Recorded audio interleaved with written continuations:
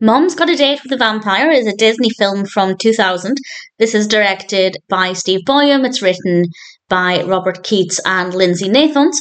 And we have a cast including Caroline Rhea. It's because of Caroline Rhea that I wanted to watch this. We also have Matt O'Leary, Laura Vandervoort, and Myles Jeffrey.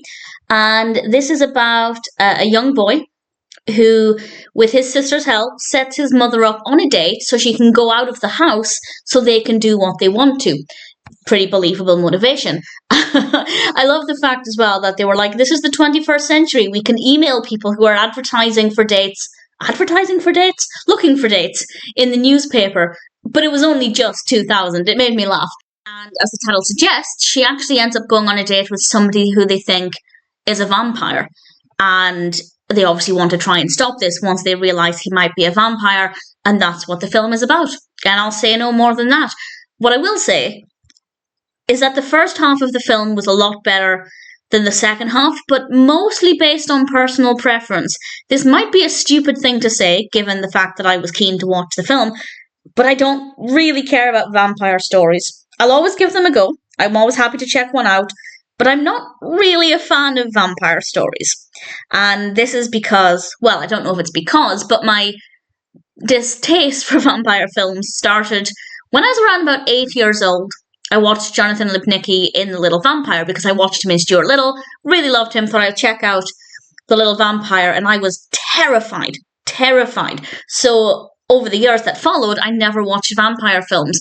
And then in more recent years, as I've become a big horror fan, ironically, since I was terrified of that film as a child, I've never really gravitated towards vampire films. So I don't really like them, but I also haven't seen that many of them. And the second half of the film is when the vampire aspect really starts to come into it.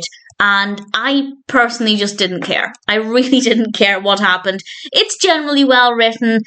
It's maybe not the most exciting, but it's well written enough. But that being said, if you don't like vampire films, I think you'll enjoy the first half, the setting up, more than the second half. But it's fine. It works well enough. The story flows well enough as well. The characters are well written. The performances are good. If you're a Caroline Rhea fan, you'll definitely like Caroline Rhea in this.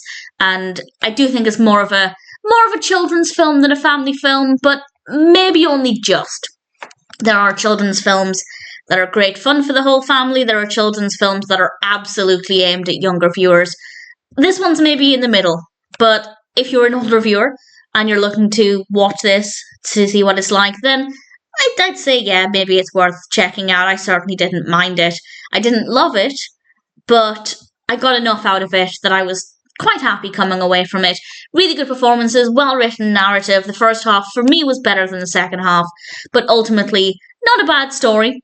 And if it sounds like something that might appeal to you, then I'd say check it out. It also has that really nice, not quite a 2000s film, but with some modern technology to step it just slightly out of the noughties, just tiptoeing into the early 21st century, which I like, because it reminds me of my childhood. My early teenagehood years were very much like that. I was 8 when this was released, so around that time when technology was becoming more prevalent in a young person's life. So the nostalgia aspect, even though I haven't seen it, it felt nostalgic in that regard, even though I'd not seen it before, and that worked well for me. So plenty of things to enjoy.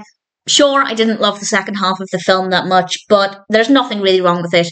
And if you've been curious about this, if you just want to see what it's like, then absolutely, I'd say Mom's Got a Date with a Vampire is one that's worth checking out.